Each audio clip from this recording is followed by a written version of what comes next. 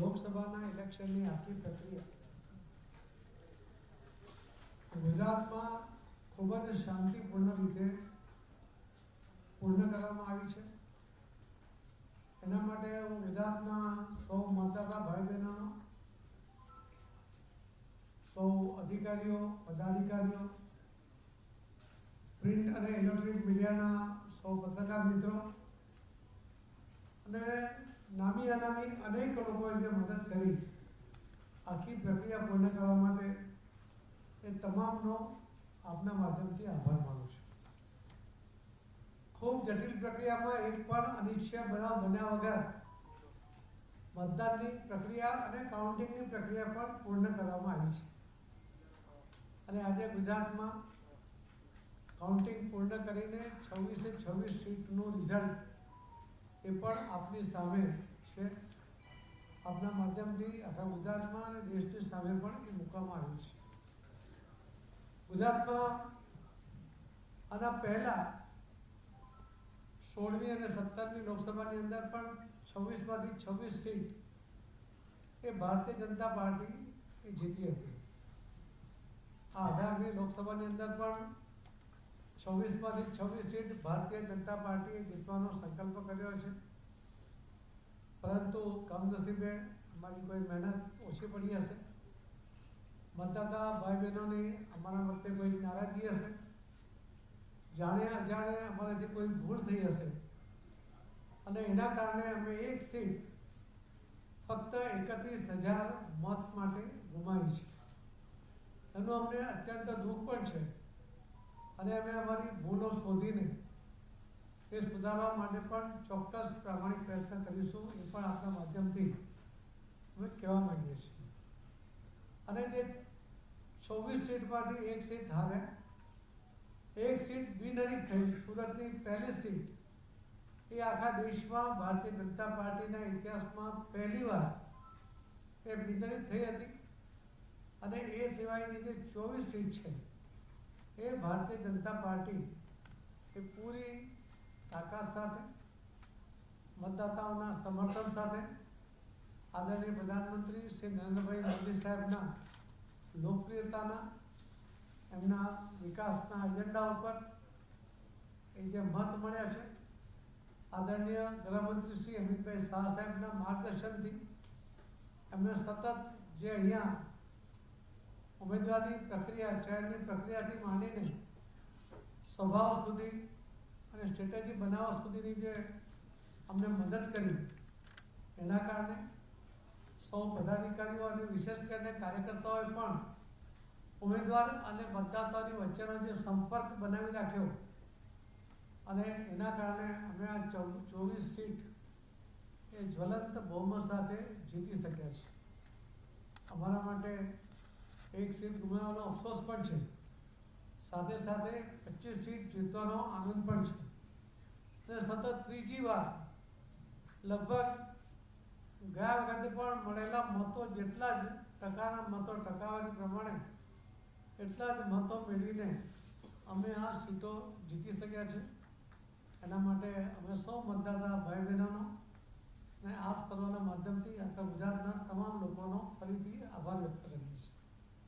અમે 5 લાખથી ઉપર લગભગ 4 સીટ જીત્યા છે, એમાં 2 સીટ તો 7 લાખથી વધુ લીડ સાથે જીત્યા છે।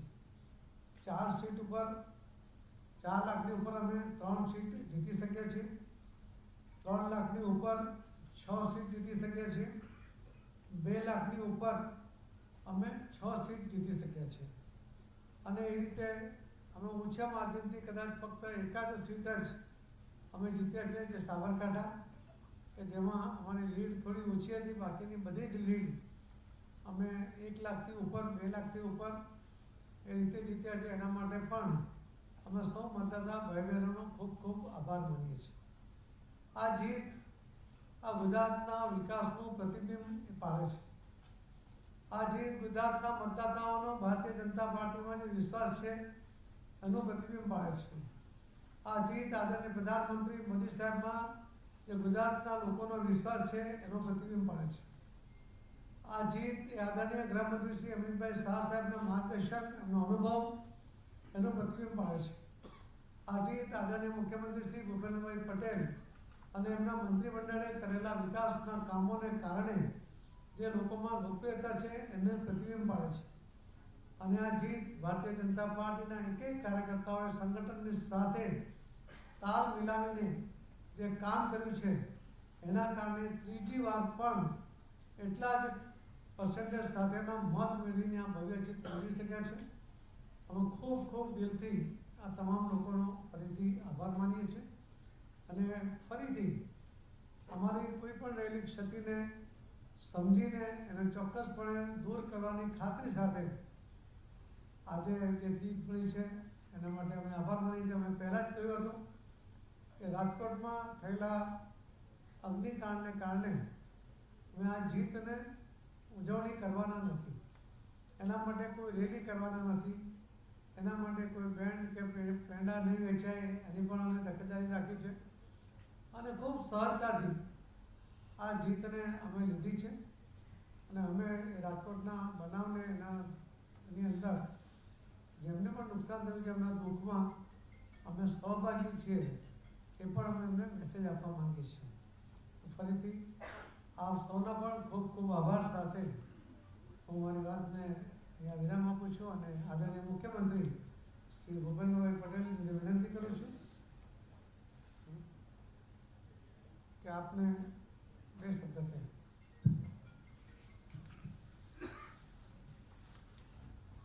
આજની પ્રેસ કોન્ફરન્સમાં મારી સાથે ઉપસ્થિત પ્રદેશના યશસ્વી અધ્યક્ષ સી આર પાટીલજી, મારા વડીલ મુરબ્બી સુરેન્દ્ર કાકા, મહામંત્રી રજનીભાઈ, પોતનભાઈ, યમલભાઈ, મારા બે સાથી મંત્રી જગદીશભાઈ, હર્ષભાઈ, આપ સૌ દેશમાંથી પધારેલા સૌ કાર્યકર્તા, ઉપસ્થિત સૌ કાર્યકર્તા, રાજકોટની જે વાત છે હમણાં જ કીધી છે એ પ્રમાણે રાજકોટમાં જે ઘટના બની છે એના દુઃખ સાથે આ લોકસભાનું જે રિઝલ્ટ આવ્યું છે એને અમે વધાવીએ છીએ. 26માંથી 26 બે વખત આવ્યા પછી આ વખતે પણ અમારા પ્રમાણે જે મહેનત થઈ છે સૌ કાર્યકર્તાઓથી માંડીને લોકોમાં જે પ્રજાજનોમાં જે વિશ્વાસ હતો એ વિશ્વાસના આધારે અમે પણ 26માંથી 26 આ વખતે પણ જીતવા માટેનો પૂરેપૂરો પ્રયત્ન કર્યો. પણ ક્યાંક ને ક્યાંક કોઈ કચાશ, કોઈ ભૂલના કારણે એક સીટ એ નથી આવી, 25 સીટો આવી છે. માન્ય નરેન્દ્રભાઈના નેતૃત્વમાં ફરીથી આ લોકસભામાં ઇલેક્શનને વધાવીને પ્રજાજનોનો આભાર માનીને, કાર્યકર્તાઓનો પણ આભાર માનીને, આપ સૌ પ્રેસ મીડિયાનો પણ આભાર માનીને અમે ફરીથી જે પણ કચાશ હશે, જ્યાં પણ તમારી તકલીફ હશે એ તકલીફ દૂર કરી અને ફરી મજબૂતાઈથી માન્ય નરેન્દ્રભાઈ, માન્ય અમિતભાઈ, સી આર પાટીલજી અને અમે સૌ સાથે મળી અને ગુજરાતને જે ગતિથી વિકાસની ગતિ અમે પકડી છે એનાથી વધારે સારી ગતિથી અમે આગળ વધીશું. ધન્યવાદ.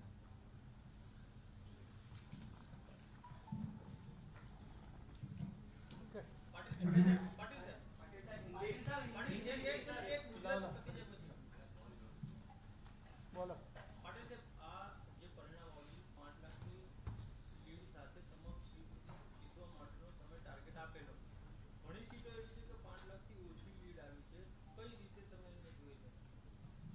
પહેલા જ કહ્યું કે 5 લાખની ઉપર, 7 લાખની ઉપર, 4 લાખની ઉપર, 380, 395 એવી પણ જે સીટો આવી છે અમે 3 લાખ ઉપર ગઈ છે. એટલે એથી જોવા જઈએ તો અમારી પાસે જે અમારું ટાર્ગેટ હતું કે 14-15 સીટો ઉપર 5 લાખની લીડ આવે એ કદાચ અમે 1-2 સીટ ઉપર ઓછી પડી છે. પરંતુ અમે અમારી ભૂલો, અમારી જે ક્ષતિઓ રહી ગઈ હશે એ ચોક્કસ શોધીને અમે ભૂલો સુધારવાનો પ્રયત્ન કરીશું. એ બે વાત પહેલાં જ કરી છે.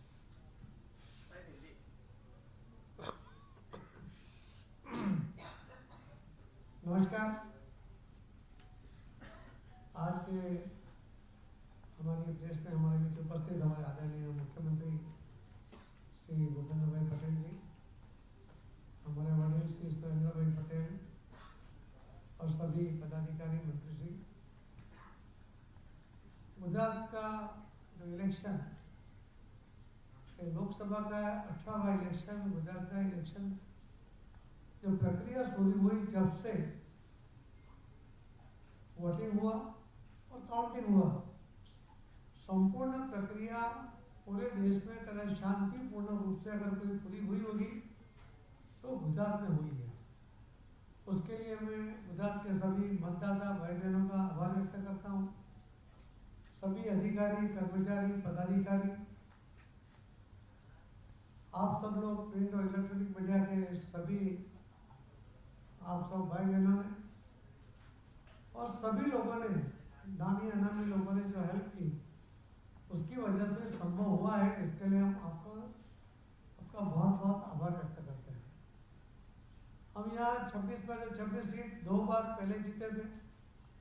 तीसरी बार भी हम 26 में से 26 सीट जीतने का टारगेट लेके चल रहे थे, मगर हम एक सीट सिर्फ 31,000 के हार गए और बाकी सीट हम 25 थी, उसमें से एक बिनहरीफ हो गई थी। 24 सीट जो हम जीते हैं उसमें से 7 लाख के ऊपर भी हम जीते, 5 लाख के ऊपर, 4 लाख के ऊपर, 3 लाख के ऊपर, 2 लाख के ऊपर। एक ही सीट हम सिर्फ 25,000 से ऊपर जीते, बाकी सभी सीट हम लाखों वोट से जीते हैं। जो लास्ट टाइम जितने परसेंटेज के वोट हमें मिले थे उतने ही वोट हमें भी इस बार भी मिले हैं, मगर कहीं ना कहीं कोई कमी हमारी रह गई होगी। हम उसको ढूंढेंगे, हम लोगों से माफी मांगेंगे और उसमें सुधार भी करेंगे। हमारे सरकार के मुखिया, हमारे मुख्यमंत्री भी यहाँ पर हैं, तो अगर सरकार की गलती होगी तो वो भी देखेंगे, संगठन की कोई गलती होगी तो हम भी उसके ऊपर गौर करेंगे और जरूर उसके ऊपर हम काम करेंगे कि हमारे सामने अगर किसी को कोई कंप्लेन हो तो दूर करने की जरूर चेष्टा करेंगे। ये जो पूर्ण प्रक्रिया पूरे गुजरात में जो सिस्टम में पहले से शांतिपूर्ण तरह से होती है, इस बार फिर से यहाँ पर शांतिपूर्ण रूप से हुई है। ये भी अपने आप में बहुत बड़ी बात होती है। हमने जीत के बाद भी कोई भी उसके लिए कोई रैली नहीं निकालना, कोई मिठाई नहीं बांटना, कोई ढोल नगारा नहीं बजाएंगे, ऐसा एक संकल्प किया था। क्योंकि राजकोट में अग्निकांड में जो दुखद घटना हुई थी, उसके उन लोगों के दुख में हम भी शामिल है।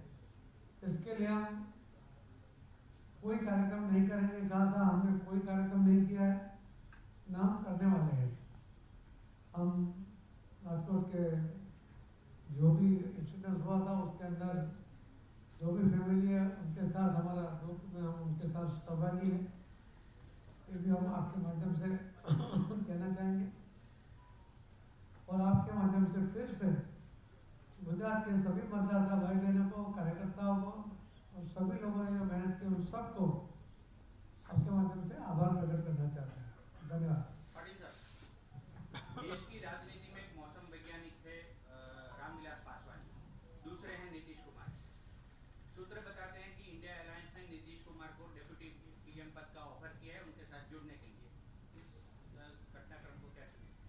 देखो, हम गुजरात में पॉलिटिक्स करते हैं, वहाँ किसने क्या ऑफर किया है, ये तो एनडीए के पास 230 के भी कम सीट है, बीजेपी के पास 295, 96 या 300 के करीब करीब सीट है और करीब बहुत से जो इंडिपेंडेंट है 18 लोग हैं, उसमें से बहुत लोगों ने पार्टी का कांटेक्ट भी किया हुआ है।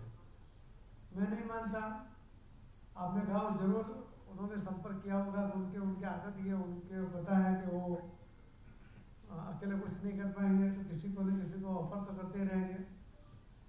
नीतीश कुमार भी बहुत सीनियर आदमी हैं, वो जानते हैं कि इनके कैरियर में इससे कोई फायदा ही नहीं होगा, और वहाँ का जो पॉलिटिक्स है वो हम नहीं देखते, इसके लिए हम उसके बारे में कोई ज़्यादा कमेंट भी करना नहीं चाहते। भारतीय जनता पार्टी की एनडीए की जो सरकार पहले से गठबंधन हुआ है, आदरणीय प्रधानमंत्री श्री नरेंद्र भाई मोदी साहब के नेतृत्व में सरकार बनेगी भी और 5 साल चलेगी भी, ये मैं आपको कह सकता हूँ। सर डीएम सर और अमित भाई ने भी चंद्रबाबू नायडू को फोन किया है। ये चंद्रबाबू नायडू पहले से गठबंधन साथ में ही है, वो पहले से ही साथ में है।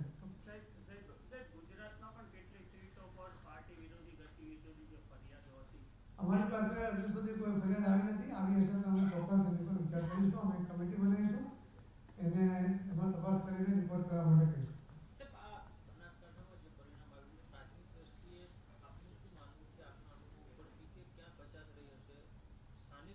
જો આમાં અંદાજે કંઈ ના કહી શકાય, પણ કચાસ થઈ હશે તો જ અમે હાજર છીએ, અમે કચાસ શોધીશું, એના જે જવાબદારો હશે એના માટે બી વિચારીશું, અને અમારી જવાબદારી પર નક્કી કરીને એની પર કામ કરીશું। ધન્યવાદ। Thank you very much.